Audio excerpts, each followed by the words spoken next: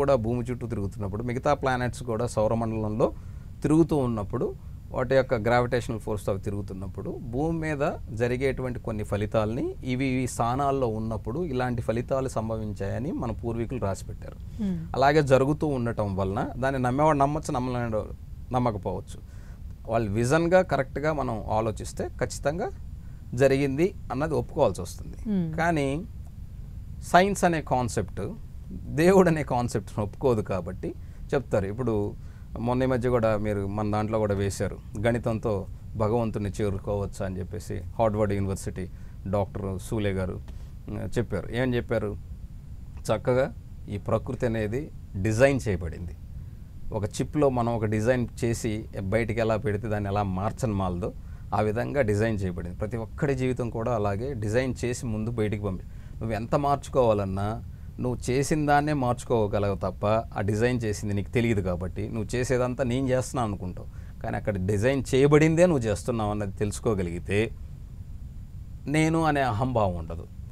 అలా కాకుండా నేనే చేస్తున్నాను ఇదంతా ఒట్టిదే అనుకుంటే అది నీ మూర్ఖత్వం అవుతుంది. కాబట్టి ఇక్కడ డిజైన్ చేయబడిన దాన్నే మనం చేస్తున్నాం. ఎవరైనా సరే వాళ్ళ ఇది నా వృత్తి, ఇది ఇలాగా నాకు ఇది డిజైన్ చేయబడింది, ఇదే చేస్తున్నా.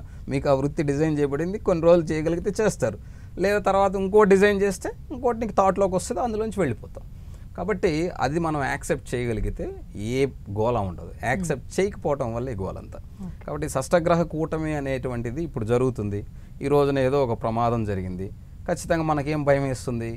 అదే రేపు జరిగితే షష్టగ్రహ కూటమి ఈరోజు మొదలవుతుంది, నిన్న జరిగి ఉండొచ్చు. నిన్న జరిగింది గుర్తుందా? నిన్న ఎన్ని ప్రమాదాలు జరగలేదు? జరిగినాయి, కానీ దాన్ని గుర్తుపెట్టుకోం. ఎందుకంటే ఈ కూటమి గుర్తుంది కాబట్టి అందరం చెప్పడం వల్ల ఈరోజు జరిగింది గురించే ఆలోచిస్తాం. అంటే ప్రతిరోజు ప్రతి సంవత్సరం ఒక స్పెషల్గా ఒక డేని మనం రాసుకుంటున్నప్పుడు ఆ రోజు జరిగింది మరలా ఇలాంటి సిచ్యువేషన్ వచ్చినప్పుడు ఇలాంటిది జరుగుతుంది అన్నటువంటి కాన్సెప్ట్తో గుర్తుపెట్టుకుంటున్నాం. అంతే తప్ప రోజు రెగ్యులర్గా జరిగేటువంటి వాటిని మనం గుర్తుపెట్టుకోవట్లేదు. అది ఎప్పటి వరకు ఉంటుంది షష్టగ్రహ కూటమి? ఎప్పటితో ముగుస్తుంది? ఎందుకంటే ఇప్పుడు చంద్రుడు ముందుకు వెళ్ళిపోతాడమ్మా, 2.5 రోజు కంటే ఎక్కువ ఉండడు. చంద్రుడు ముందుకు వెళ్ళిపోగానే 5 గ్రహాలు అవుతుంది. మళ్ళీ రవి నెల రోజులు ఉంటాడు.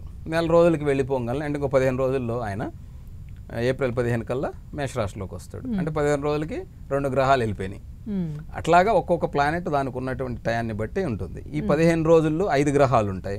రవి చంద్రుడు 2 రోజుల తర్వాత వెళ్ళిపోతాడు, 2.5 రోజు ఒక దాంట్లో ఉంటాడు. వెళ్ళిపోగానే 5 గ్రహాలే కదా, షష్టగ్రహ కూటమి కాదు కదా. అందులో కూడా ఇప్పుడు ఉన్నప్పుడు కూడా చంద్రుడి యొక్క ప్రభావం ఏమి ఉండదు. కాకపోతే ఆ ఉండటం వల్ల మనకి ఈరోజు జరిగినటువంటి సిచ్యువేషన్, ఏదైనా ఒక ప్రమాదం జరగటం, లేదా ఒక పెద్దవాళ్ళకి అంటే ఫేమస్గా పేరున్నటువంటి వాళ్ళు ఆరోగ్యం బాగాలేకపోవటం లేదా మరణించటం, ఇలాంటివి సహజంగా జరుగుతూనే ఉంటాయి. కానీ ఈరోజు జరగటం వల్ల ఏమవుతుందంటే ఇది ఉండటం వల్ల ఇది జరిగిందని గుర్తుపెట్టుకునేదానికి మాత్రమే తప్ప దీనివల్ల జరిగిందని చెప్పుకునేదానికి ఏమి ఉండదు. కానీ ఇక్కడి నుంచి జరిగేదానికి ఎక్కువ అవకాశాలు షష్టగ్రహ కూటమి నుంచి ఉంటాయి. కాకపోతే గుర్తుపెట్టుకోవడానికి ఇది జరిగింది అనేదానికి ఈ గ్రహ కూటమిని గుర్తుపెట్టుకుంటాం. అట్లా షష్టగ్రహ కూటమి అంటే భయపడుతున్నారు చాలామంది. సో అసలు ముందు భయపడకుండా మనల్ని మనం నమ్ముకుంటూ ముందుకు వెళ్ళడం వల్ల ఏ గ్రహాల ప్రభావం అయినా, ఏ షష్టగ్రహ కూటమైనా ఎవరిని ఏం చేయలేదు. నిజంగా మీరు చెప్పినట్టు నిజంగా ఏంటమ్మా, నేను అదే చెప్తున్నాను. మనిషి పుట్టుక చావు అనే 2 ఉంటాయి, వీటిని ఎవరు ఆపలేరు. ఓకే, మధ్యలో ఉండేటువంటి జీవితాన్ని నువ్వు మార్చుకోవచ్చు. నీ చావుని నువ్వు ఆపలేవు, నువ్వు మార్చలేవు.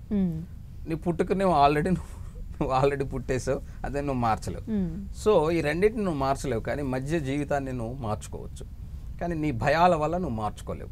ఎందుకు? ఎదుటి వాళ్ళ యొక్క ప్లీజింగ్ కోసమే మన బ్రతుకంతా వెచ్చిస్తాం. ఎదుటి వాళ్ళు మనల్ని ఏమన్నా అంటారేమో, ఎదుటి వాళ్ళ యొక్క గౌరవం కోసం, అంటే ఎదుటి వాళ్ళు మనం గౌరవించాలి, మనలో ఒక మాట అనకూడదు, అలా అనుకున్న వాళ్ళు ఎవరు పైకి రారు. నిజం నిర్భయంగా చెప్పి నన్ను కూడా తిట్టేవాళ్ళు ఉంటారు. అది తిట్టుకోండి, సబ్జెక్ట్ నాకు అర్థమైంది నేను చెప్తున్నాను. ఇంకా ఎదుటి వాళ్ళకి ఏం అర్థమైందో నాకు అనవసరం. ఇప్పుడు ఇందాక మీకు చెప్పాను ఒక కాన్సెప్ట్, శని అంటే కర్మకారకుడు. నీకు కర్మ చేస్తే దరిద్రం తీరిపోద్ది. ఇందులో ఏమన్నా సందేహం ఏమైనా ఉందా? పని చేయడం వల్ల నీకు డబ్బులు వస్తాయి, పని చేయకుండా పనుకుంటే దరిద్రం వస్తుంది. నాకు అర్థమైన కాన్సెప్ట్ నేను చెప్తున్నాను. అది వేరే వాళ్ళు వేరేలాగా అనుకుంటే అది వాళ్ళ కర్మ, అది నాకు సంబంధం లేదు. అది నాకు అర్థమైన దాన్ని నేను ప్రజలకు అర్థమయ్యేలాగా చెప్తున్నాను. ఎందుకంటే లాజికల్గా నువ్వు పని చేస్తేనన్నా నీకు డబ్బులు వస్తాయి, డబ్బులు వస్తే నీ దరిద్రం తీరుతుంది. Simple concept. అలాగే హనుమంతుడు అంటే అర్థం ఏంటంటే ఎంతటి పనినైనా సునాయాసంగా చేయగలిగేటువంటి తత్వం, ధైర్యం హనుమంతుని చూసి నేర్చుకో. తప్పే ఉంది అందులో. కాబట్టి ఆ కాన్సెప్ట్ అర్థం చేసుకోగలిగితే ప్రతిదీ ఈజీ అవుతుంది. షష్టగ్రహ కూటమి కాదు కదా, అష్టగ్రహ కూటమి ఉన్నా కూడా ఏది మన మీద ప్రభావం ఉండదు. కానీ ఎప్పుడైతే నువ్వు భయపడతావో ఖచ్చితంగా ఈ ప్రభావం ఉంటుంది. ఇప్పుడు పాము కూడా భయపడినోండి, పెద్ద తాజు పాము కూడా భయపడినోడిని ఏం చేయదమ్మా. అదే తాడు చీకట్లో భయపడేవాడిని పాము అనుకున్నట్టు ప్రాణాలు పోతాయి. సింపుల్ కాన్సెప్ట్ అంతే ఇది కూడా. కాబట్టి భయపడాల్సింది ఏం లేదు. భూమి మీద జరిగేటువంటి వాటికి సింబలైజ్డ్గా గుర్తుపెట్టుకోవటానికి మాత్రమే మన వాళ్ళు చేసిన గొప్ప ప్రయత్నం ఇది. అది ఆ కాలం నుంచి ఈ కాలానికి మార్పులు చెందుతూ కొంతమంది స్వార్థపరుల వలన ఇదేమైపోయిందంటే నిజాన్ని నిర్భయంగా చెప్తే ఎదుటివాడిని తిడతారు, అదే అబద్ధాన్ని అందంగా చెప్తే వాడిని పొగుడతారు. సో మనుషులకు భయం వలన ఏమవుతుందంటే ఇది చేస్తే నేను బాగుపడతా అన్న కాన్సెప్ట్లోనే ఉంటే ఉండేవాడిని. కానీ నేను చెప్పాల్సి నేను చెప్పాను. ఓకే.